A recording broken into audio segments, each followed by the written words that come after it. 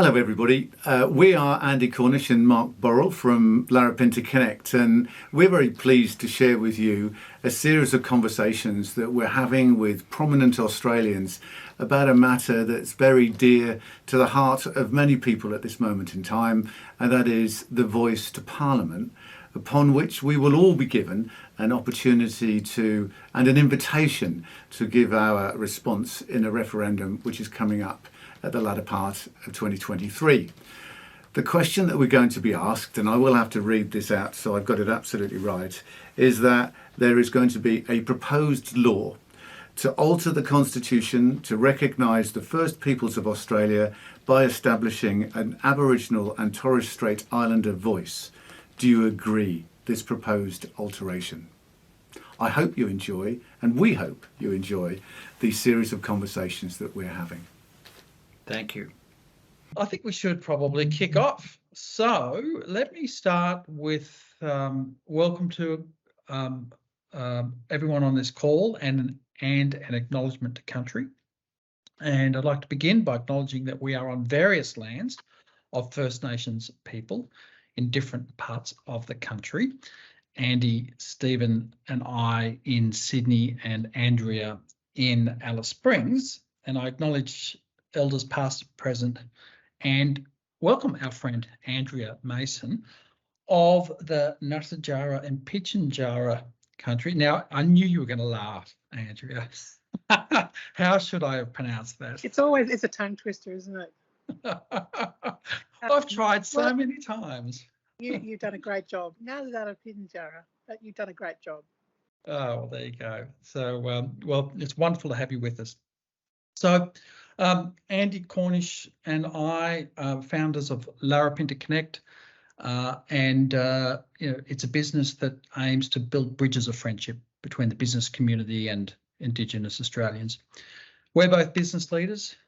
We've been in and around corporates in Australia and overseas for many years, and really we're just simply committed to understanding how we can contribute to improving the lives of Aboriginal and Torres Strait Islanders. And of course, the topic of the moment, hot off the press on everyone's mind, is the voice to Parliament and the referendum that's coming up. Now, this is actually a pretty big deal, as we all know, because since our Constitution was founded or put in place in 1901, there's only been 19 referendums, and only 8 of those have been successful. So this is a pretty big moment in time, and it's important that we all think into the issues as skillfully as we can. So that's what this conversation is all about, to explore the voice to Parliament and what it means, and also how we should approach the referendum. Because it occurs to me, if changing the Constitution was a game of footy, Australians play a pretty good defensive game. So what does it take to really satisfy ourselves that this is the right moment for the next constitutional change is a very important consideration. So joining us is Stephen Worrall, the Managing Director of Microsoft Australia and a supporter of the Voice from the Heart, and our friend Andrea Mason, who is a Commissioner of the Disability Royal Commission, past CEO of the NPY Women's Council, and past member of the Prime Minister's Indigenous Advisory Council, amongst many other things. So we're going to dive straight into the conversation by making this personal. And Andrea, I'd love to actually throw it to you. What's your story? What places you in the heart of this issue at this point in time? Could you sort of share a bit about that? Thank you, Mark, and hello, Steve and Andy. I'm lovely to spend this time with you today, talking about this really important issue. There are a couple of reasons why I'm really feeling that we're at a very important place in our history. I'll start off by saying that as a Ngarrindjatjara Pitjantjatjara woman, I'm very privileged that the Uluru Statement from the Heart was signed on the lands of my people there, near Mutijula, where Uluru is. Such a wonderful moment. I'm a child that was born in 1966. So the last successful referendum enabled me and my family to have our family being counted in the census in 1971. And that gift came from the Australian people in the 1967 referendum. So in many ways, my life is a reflection of the hope and the decision that Australians made in 1967. So I have that connection to referendums and also to the other members of the Australian Commonwealth family. Many of those people are living today who voted yes to change that section in the Constitution so Aboriginal people could be counted. The second reason why this is such an important moment of history is because, in my view, the Constitution is a constitution that really balances a number of important issues, and some of those issues might be conflicting, or they might need to be made complementary, but it's all about finding the balance. And prior to white contact in Australia, British contact, Aboriginal Torres Strait Islander people had to find the balance in living well together here on this continent. And I've shared this with you in the past, Andy and Mark, but that balance, I describe it as First Nations people sitting at a table with the balance of land, language, law and family as the legs of that table. Land, law, language and family. And of course we know in history that those four legs of the table where First Nations people sat to maintain peace, order and good governance were the very foundations that were taken away, and disorder and disruption happened systematically but also incrementally right across the country. And so the balance that we had prior to white contact was taken. And over the last 244 years in Australia, Aboriginal, Torres Strait Islander and non-Indigenous people have over those years tried to restore the balance.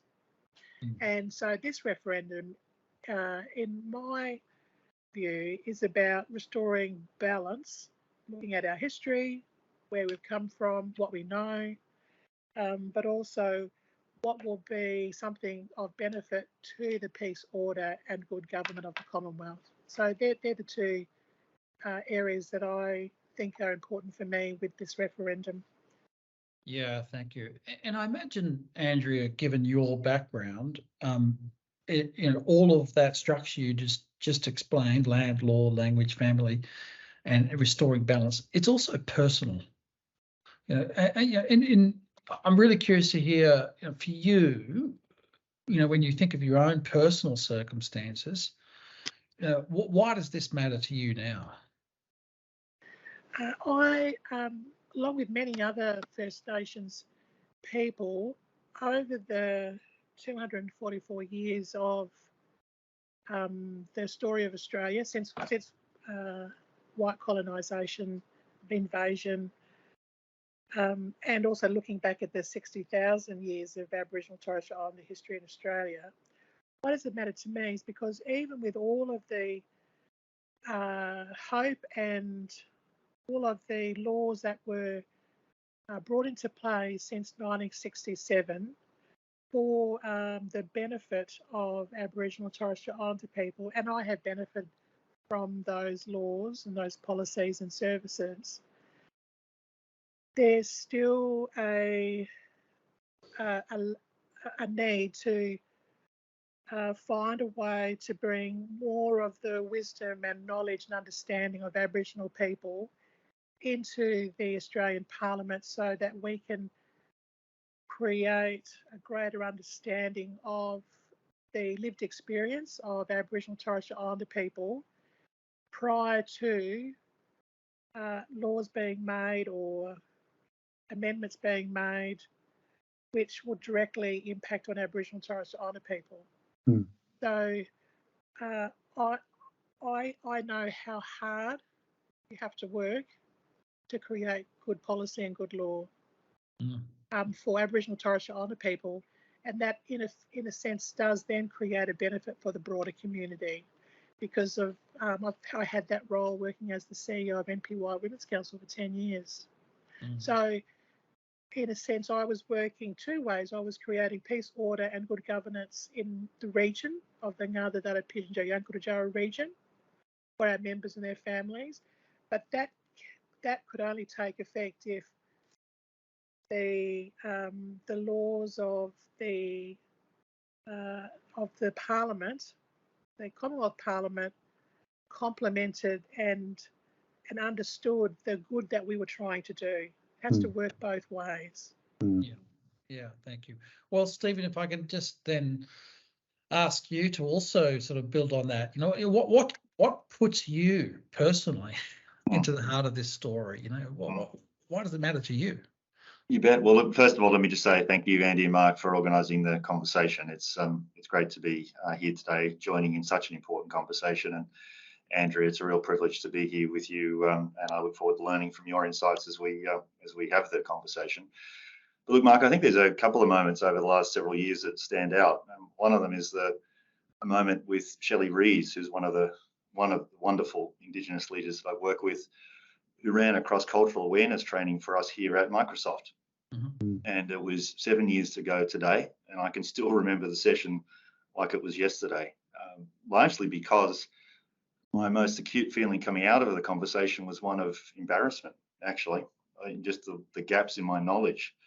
You know, up until that day, I'd like to have thought I'd had a, full and complete education as an Australian and a complete, or at least an adequate understanding of our history. And from that session, it was rendered painfully explicit that there were some pretty big gaps in my understanding. And so from that day onwards, I think there's been a realization on my part that I need to fill in those gaps and learn more. And I've been so privileged to have been able to work with and engage with Indigenous leaders across the country who've offered insights and have shared their stories and have helped me to start to fill in some of those gaps, which I'll acknowledge still, many parts remain today. I also had the opportunity, and Andy was sharing this earlier, to go on a trip to Cape York. I've travelled to Broome, to Alice, to many parts of our country, but this particular trip was with Jarwin.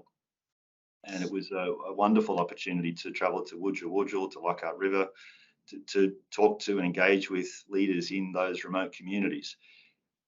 And look, the issues are manifold. They're complex in regards to Australia's ability to deliver basic health and other services for all of our citizens across the country, and particular remote parts of the country. It's very complicated. And so I think the second part there, Mark, is that I've started to appreciate just how complex it is in terms of getting the policy settings right, so that we can attempt to address the issues that we see all around us. And I think Andrea touched on this, that we talk about delivering services to all Australians, right? I think a common thread in every conversation I have is that we're fair-minded as Australians. We want to ensure everyone gets a fair go, and yet it's very obvious that for many parts of our community that's not the case. And so at a personal level, just keen to continue to learn, to grow, to understand more about the issues, and then to work out, how do I play a role in helping to address some of those gaps? And that's what I'm hoping to do through the conversation today, continue to learn, but also continue to explore what role I can play, right? Yeah, and we'd love to, you're in a very significant corporate role in Australia. We'd love to understand more of that in a moment. But, I really relate to something you said there, in that I always thought I was fair-minded towards understanding the issues of Indigenous Australians. And then I met Andy, who was a immigrant to Australia and kind of dedicated himself to understanding the issues. And he organised a lunch with Andrea. This is some years ago in a Barangaroo, and those series of conversations, I just came out and thought, holy smokes, there was such a gap in my knowledge. And not that I experienced shame, but I really felt the acute sense of goodness. I'm a mature Australian, and if I don't close my understanding soon and make a contribution towards these issues, then I'll have missed something important. So I can really relate to that. But Andy, tell us a bit about that for you. I mean, you're an immigrant to Australia. You've led significant Australian organisations, and you've also committed to it, to understanding what these issues are about. Why? What places you in the heart of this issue at this moment in time? It's interesting. I mean, Steve talked about some things that triggered him, and it triggered me. I mean, I came to the country in the early part of 2009, and it was soon after that I was on a plane, I think, going to Darwin, and I saw this extraordinary film, Samson and Delilah, which was, I think, the Australian Film of the Year and around that sort of time.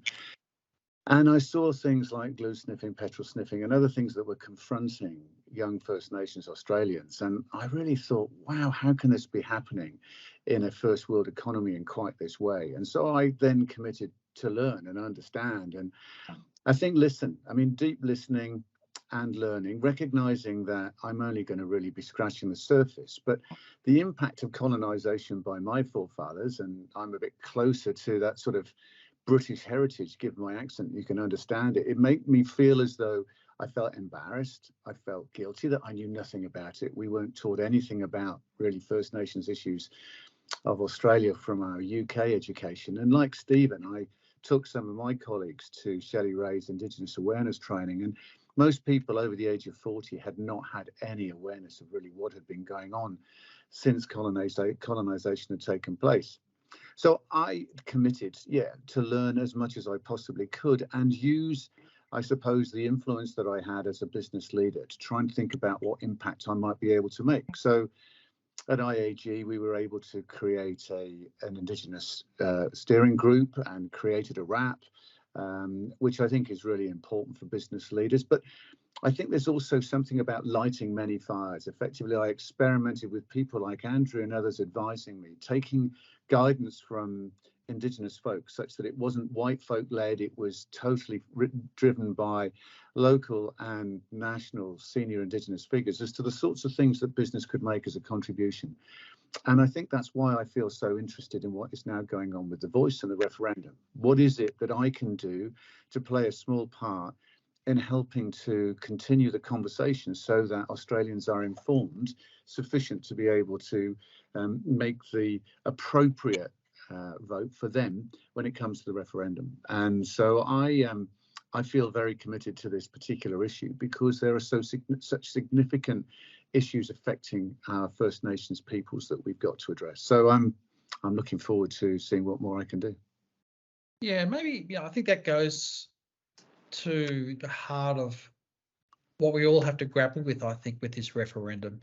It's very easy, I think, to abstract the issues, see them as out there, but somehow we've got to find our own place and put ourselves into the issues and into the understanding. And so, Andrea, maybe I'm going to unfairly look to you to really help us here, but our First Nations culture is part of the Australian identity, to be sure. Yet it seems, despite lots of good-willed efforts and lots of movement and constitutional reform in the form of 1960s referendum and Mabo and so on, there's still so much more to go. So before we sort of dive into the voice and why it matters now, can we just take a step back for a moment? And I'd love to hear your perspective on, the Uluru Statement from the heart. What's that really about, and why does that set us up now to seriously consider why a voice is necessary? The Uluru Statement from the Heart was written during a constitutional convention of Aboriginal and Torres Strait Islander people who gathered in Uluru in 2017. And as an Aboriginal woman, when I read the statement for the first time, I was just blown away because I could see myself and my family and my communities in the detail. What I also could see that there was a structure about the statement there are keys in the statement that are important for Aboriginal and Torres Strait Islander people to see and to acknowledge, but also for non-Indigenous people to see and understand. And I don't know, do you have the copy of the Uluru Statement with you at the moment? I don't have a copy. I can see Steve nodding. I do. Yeah. Well, I'll talk to Steve because he's got it in front of him. I've got my copy here. What I see, Steve, is that the Uluru Statement from the Heart is written in 3 sections. Mm-hmm. And the first section is about order. It's explaining the Aboriginal and Torres Strait Islander governance order that existed before the British arrived to Australia, 60,000 years. And then the second part of the Uluru Statement from the Heart talks about external power coming to the country, colonisation, conquest, conflict, and the impact on the order. And the consequence of the power is disorder. And then the third part of the statement starts with this sentence: these dimensions of our crisis tell plainly the structural nature of our problem. This is the torment of our powerlessness. Then it goes on to talk about constitutional reform.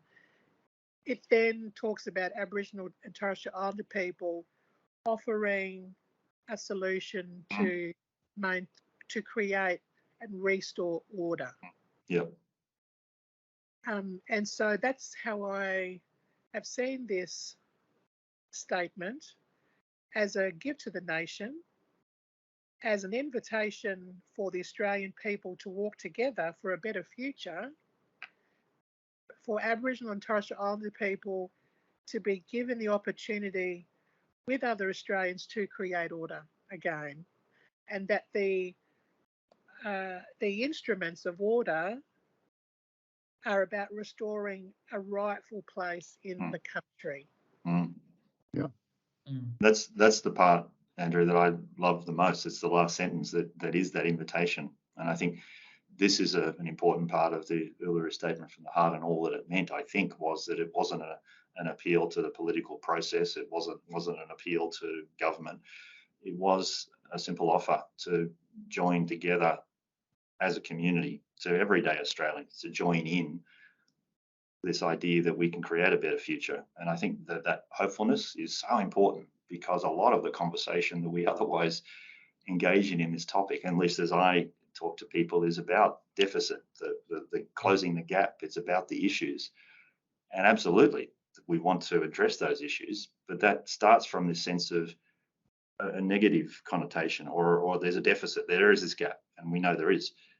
But this is about an invitation to everyday Australians to join in creating a better future and a fairer go. And there's nothing more Australian than this idea of we want to create a level playing field. And so that's why I love the statement so much, Andrew. Yeah, and I think for me, it is a beautiful statement, but it's also got something that's associated with something that's meaningful. There's some outcomes associated with it, which gives an indication as to what walking alongside First Nations peoples means, whether it be the voice, whether it be the treaty, whether it be truth-telling. We've got this opportunity to really embrace the change through the voice, and then that potentially leads into the Makarrata Commission, and we've got the opportunities then for truth-telling and treaty. I suppose the thing that really sort of interests me is that when we take the Uluru Statement from the Heart and then we move that towards the actions that we now have with the voice, why is it, do you think, that the voice is most relevant now, when we hear voices out there saying, well, we need more than the voice, it needs to be treaty, it needs to be other aspects associated with what comes out of the Uluru Statement to give that joining together with the different parts of Australia to make a meaningful change in this country? To understand that, Andy, I'll just explain the importance of voice.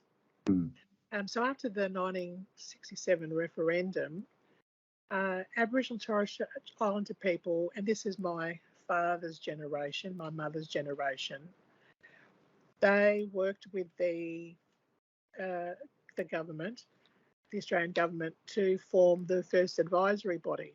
These advisory bodies have been a feature here in Australia for many decades.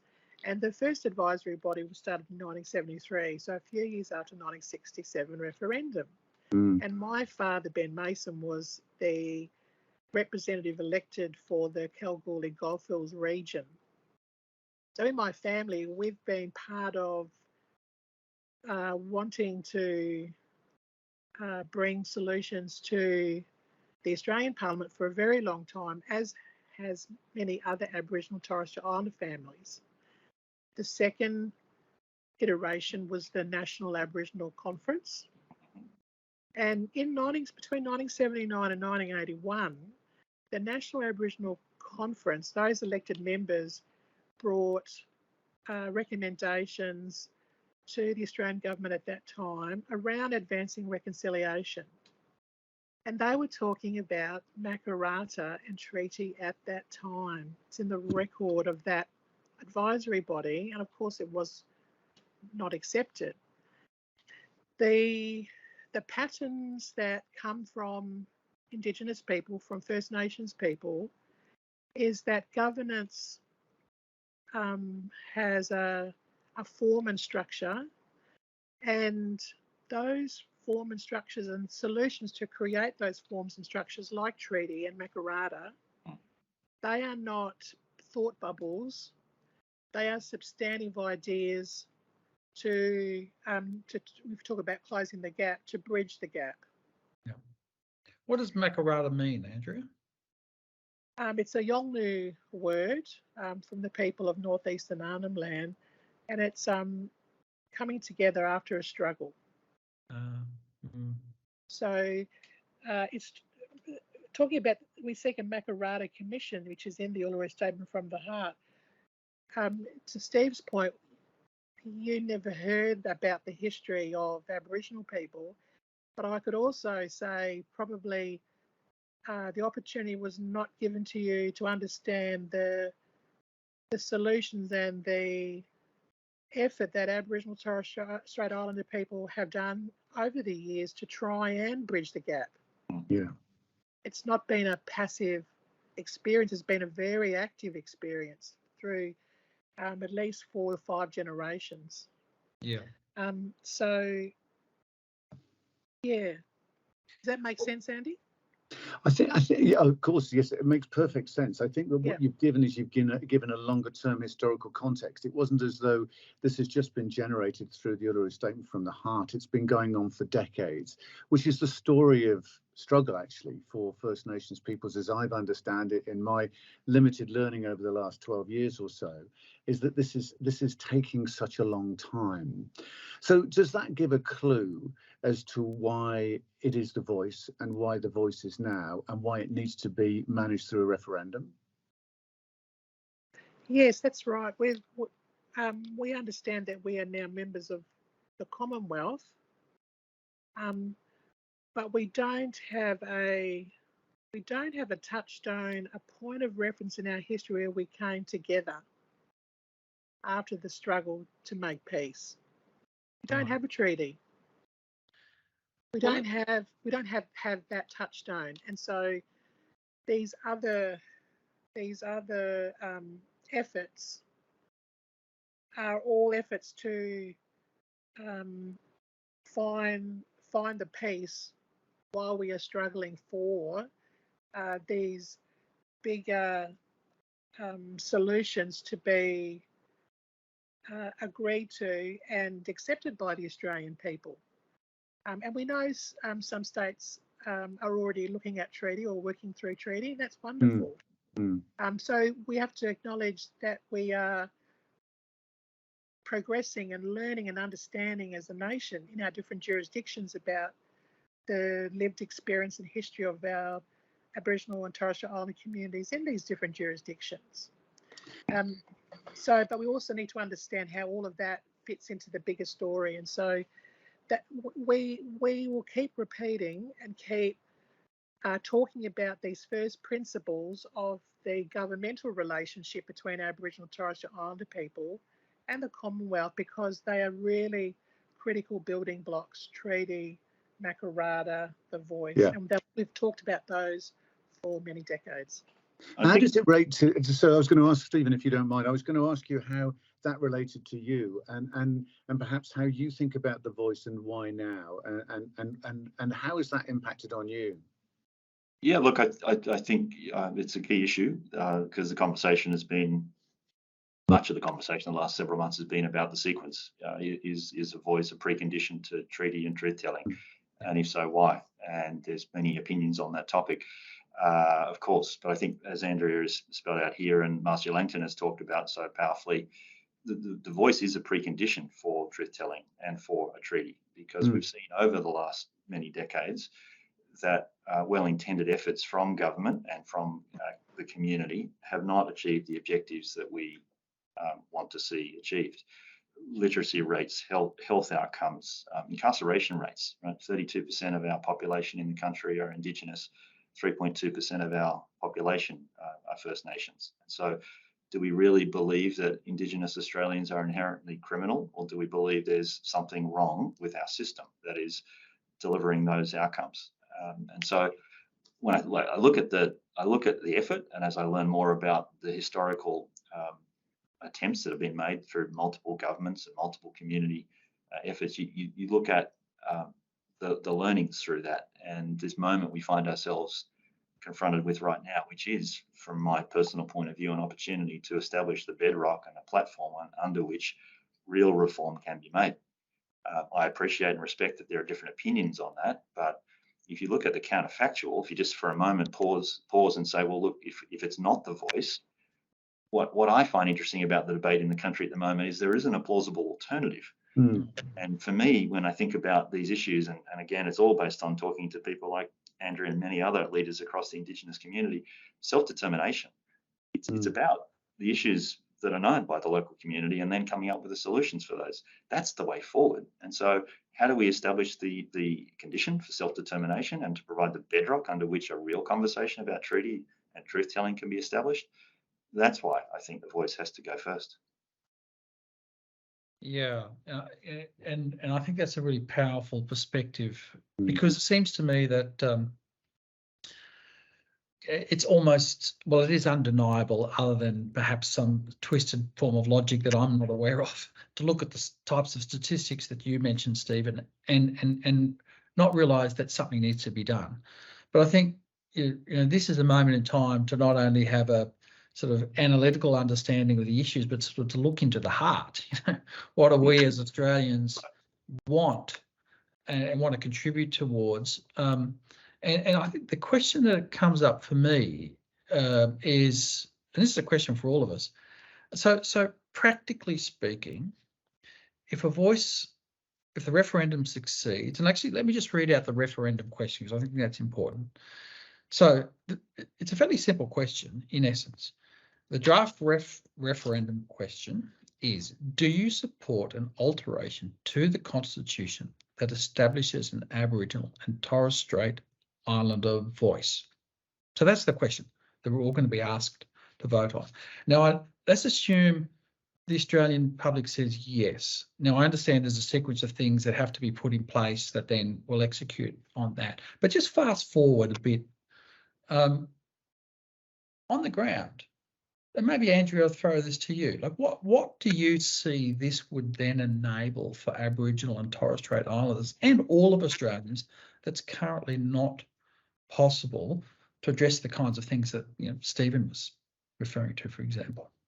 Yeah, at a very simple level, it's creating a way of bringing a critical mass of First Nations voices from across the country to share their lived experience around that particular policy matter.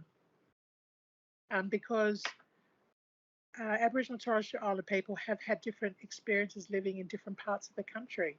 There's not a one-size-fits-all. You can't look at something that's uniform.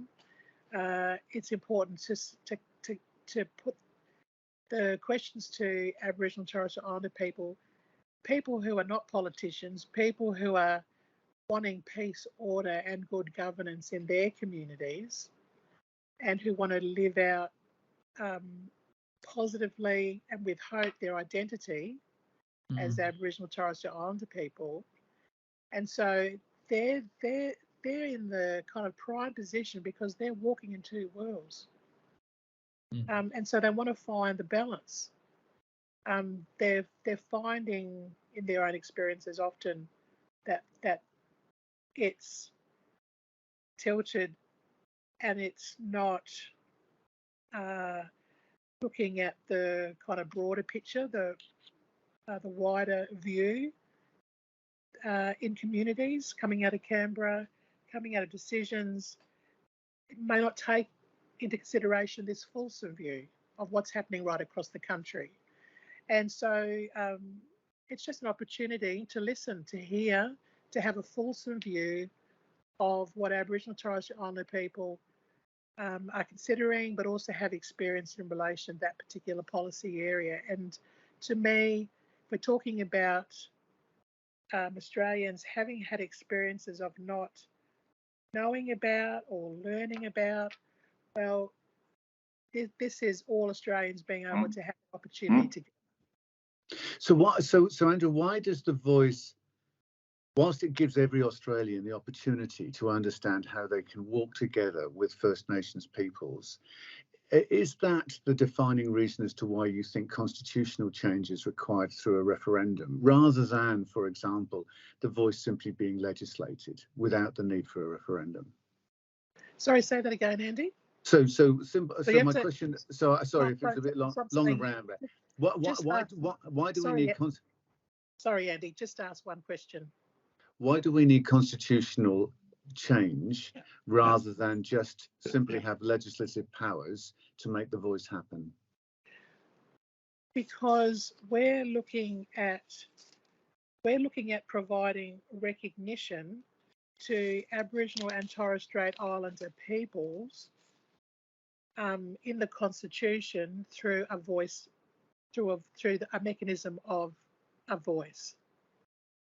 And that recognition is important because it goes to a longer history of Aboriginal Torres Strait Islander voices not having certainty and consistency of being heard in the Australian Parliament. And as I was saying, that history of the NACC, the National Aboriginal Consultative Committee, the NAC, ATSEC, Australia's First Peoples Congress, they were all mechanisms to provide a national story on particular issues. But they're no longer continuing and providing that voice. And so this is about certainty and consistency. That's why it's a gift to the Australian people, because it means that the Australian people and the Australian Parliament have that opportunity to hear those broad views and voices of people right across the country. And it's something that resonates with our history in wanting to come together to share those views with the Australian Parliament. We did that in the past, but it was done with no security and certainty of continuity. And so this is about that certainty and continuity through changing our constitution by putting a voice in our national document. Thanks. And I'd interested, Stephen, in your perspective in that aspect of the constitutional shift and why it is that all Australians should feel compelled to consider this very important question. I think Andrea's nailed it there. I'll just add that we're talking, intergenerational issues, right? We're talking about entrenched disadvantage for members of our community, Indigenous and non-Indigenous, actually, because we could expand the conversation to look at every part of our community. But in this context, we're talking about intergenerational issues, and as a result, this idea of permanence and this idea of ongoing efforts and a perpetual focus, I think, is key. That's why we're talking constitutional reform, because legislation, as we know, can be edited, amended, and it can be deleted or removed, right? And we've seen that over the years, as Andrea's shared, with different bodies that have been established and are now no longer in place for lots of, in those cases, perhaps good reasons. So I think constitutional reform is hard, but it's hard for a very good reason, because it then becomes the guiding principles of the nation. The other comment I wanted to make that came up in the earlier question, Mark, is that I think that this question about, so what's going to change? We've had the constitution, the referendum, and we've amended our constitution. What changes the next day? And I think that's just a misleading question, or a conversation that is intended to take us off track, because our constitution, I think the Prime Minister has talked about this very powerfully, doesn't talk to all of the issues associated with life in Australia. That's what our parliament is for, right? So you have a constitution, and then you have a government to make laws that represents the community. And the constitution doesn't talk to how we are policed, how we are taxed, how life works in Australia. It's not intended to represent that. Yeah. What we're simply acknowledging here is the opportunity to acknowledge tens of thousands of continuing connection for Indigenous Australians with this nation, and to ensure we set up a permanent and ongoing effort to focus our efforts on representation from those communities to government to enact laws and policies and procedures that can then address the entrenched disadvantage that we see. And so this idea that something's going to change tomorrow after the referendum, I think, is a misleading statement and a misleading question. Yeah, and I think that's a really that's a really well said point of view, one that I appreciate. And at the same time, I think there's an element to it that I think, as we consider the issues, that are important to pay attention to, because it seems to me that that not only does the voice elevate Aboriginal and Torres Strait Islander perspectives out of the morass of government policy straight into Parliament, which has all the advantages that you're describing, Stephen, and Andrea, that you're describing. It also seems to change, I think, change the compact we have between certain segments of the community, in the sense that if it's designed to create more autonomy, more agency, more control, more power, which is fundamental to resolving the issues, and moving from just a focus on what's wrong and how do we fix it to, Andrew, I think, if I can quote something I heard you say once, having higher expectations for Aboriginal and Torres Strait Islanders. So I think at the same time, if we are going to make this referendum successful, I think we also have to open up the conversation around, well, actually, what could be different beyond the better principles of constitutional change. And it probably takes me to an important question that I want to throw out here, which is controversial, which is that there are prominent Australians who are saying, no, we shouldn't do this. And they're, prominent white Australians and Aboriginal and Torres Strait Islander Australians. And I think it's important to consider, well, why are they saying that? Like, what are the issues?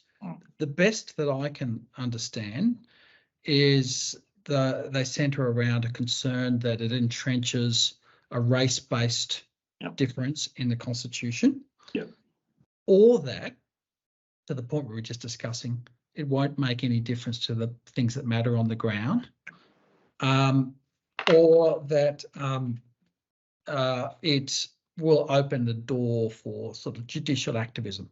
So I might throw this to Stephen and Andrea.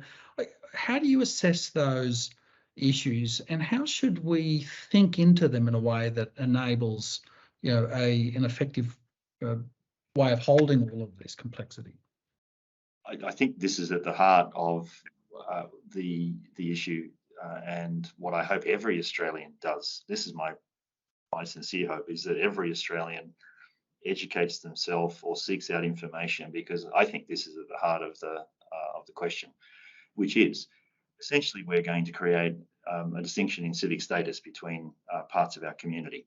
And you might suggest, well, this is the objection, that's very un-Australian because we're all in this together. The reality that today 49% of the Australian population are an immigrant or the child of an immigrant would suggest, and it is true, we have many people here from all around the world, and that's what makes this country so amazing, right? This is a wonderful multicultural society that benefits from that reality in so many different ways. And so the question then becomes, is this issue and is the representation and recognition of Indigenous Australians different or more important, or is it set aside to the extent that we do want to acknowledge the continuing connection of Indigenous Australians for tens of thousands of years with this continent? And is that separate to and apart from the reality of multicultural life in Australia? Personally, I believe that it is. Personally, I believe that constitutional recognition is important and vital for our Indigenous community for all the reasons we've been touching on. But I think, to your question, Mark, this is the heart of the conversation, and many fair-minded Australians will fall on both sides, right? Some will say yes, some will say no, and I respect and acknowledge that. The key is, let's just make sure we're all informed, and that's what I hope we can do through these podcasts and these conversations, is get everyone thinking about that question, and as a result, where they will land on the question. Yeah, thank you, Andrea. Really Yeah. keen to hear your thoughts. I think what Steve has said is a very important and salient point, that actually it's healthy to have these different views, to have a debate about it. I also think it's important to make sure that we understand what the Constitution says about the way that the Commonwealth, the Australian Parliament, is to govern the Commonwealth. And if you look at section 51 in the Constitution, the precursor to talking about the areas that the Commonwealth will have power over in that section, it's important to read the beginning of the section, which says the Parliament shall, subject to this Constitution, have power to make laws for the peace, order and good government of the Commonwealth. And so when we're thinking about this idea of the voice, we've got to include the beginning of the powers with that phrase, peace, order and good governments. So, for example, if we say there shall be a body to be called the Aboriginal and Torres Strait Islander Voice, we have to say for the peace, order and good government of the Commonwealth. This is kind of the anchor. It's about peace, order and good government of the Commonwealth. That's the anchor, and that's the consideration that the Australian people should give to this opportunity of a voice for Aboriginal and Torres Strait Islander people in the Constitution. And to think about the Uluru Statement from the heart, and to think about the words which were explaining our current disorder. And if the voice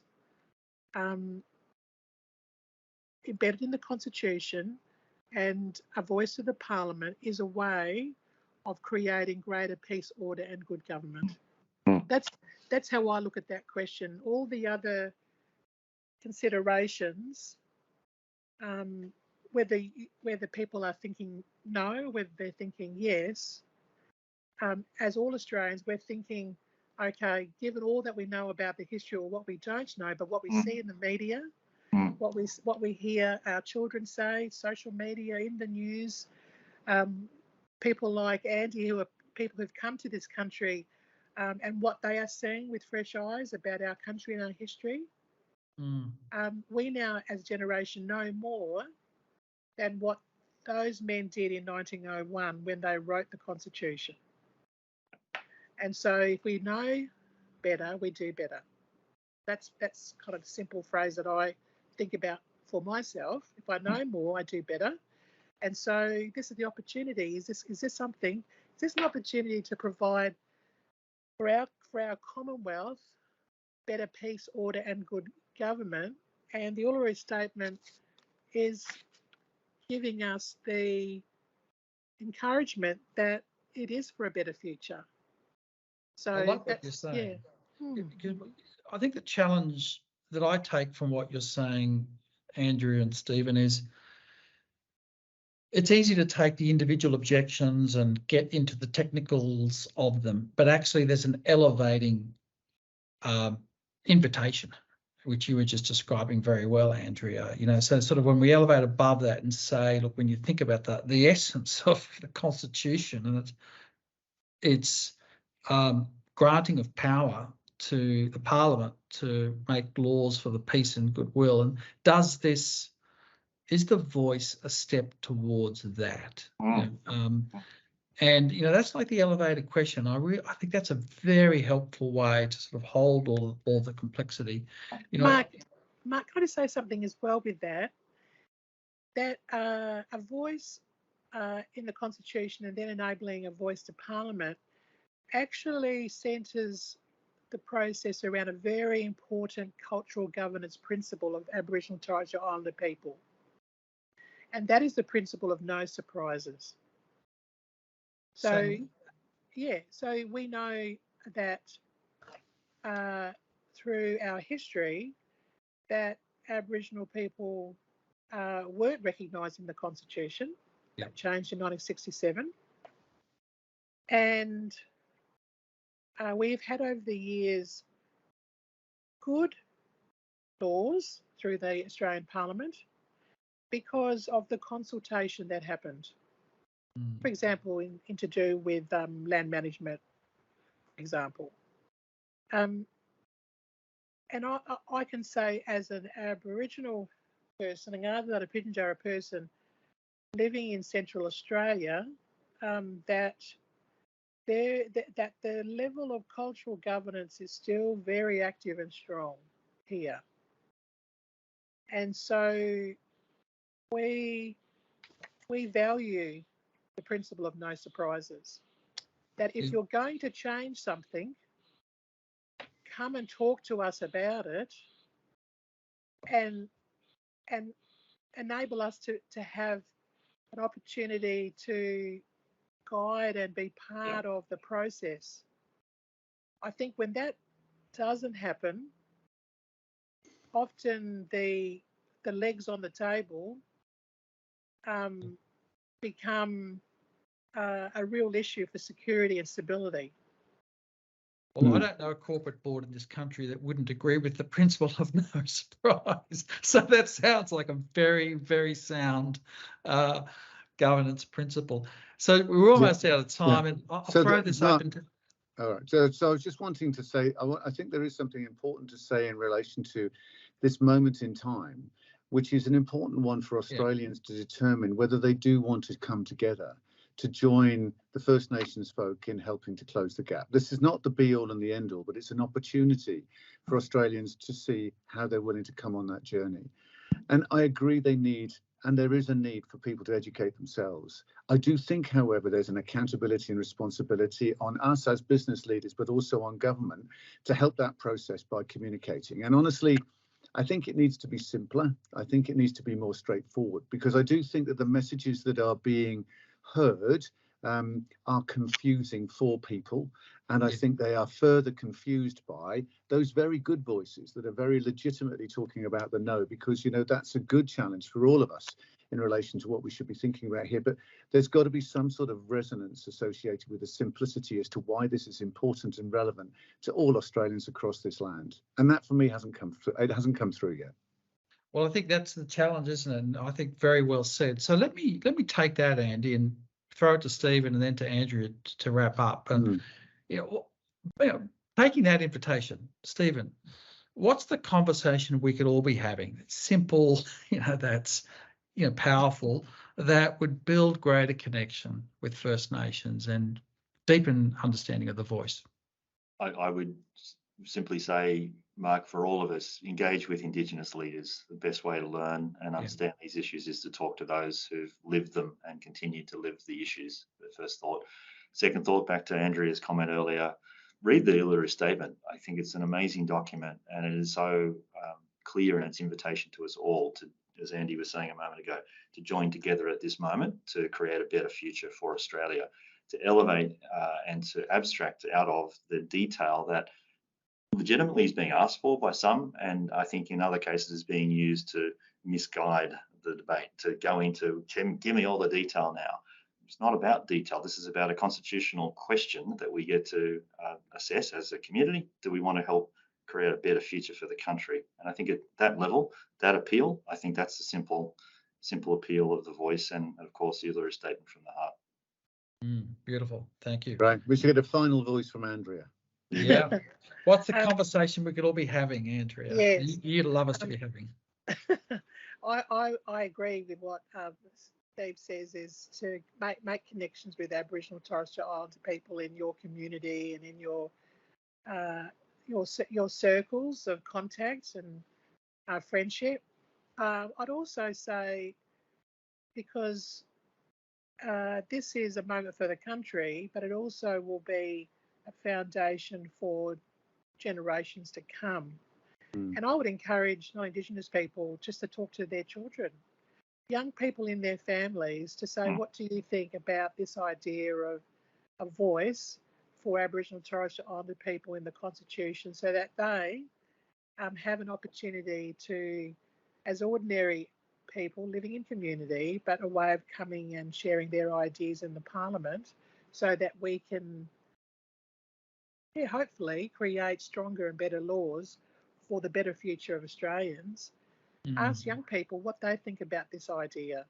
There's going to be a lot of young people who have become of age to vote in their first referendum. So every time we go to the polls, there's always someone new for their first time, but they will have a longer longevity of the impact of this change. So I'd talk to young people and find out what they would say, as well as what Steve just shared. Yeah, magnificent. Thank you all.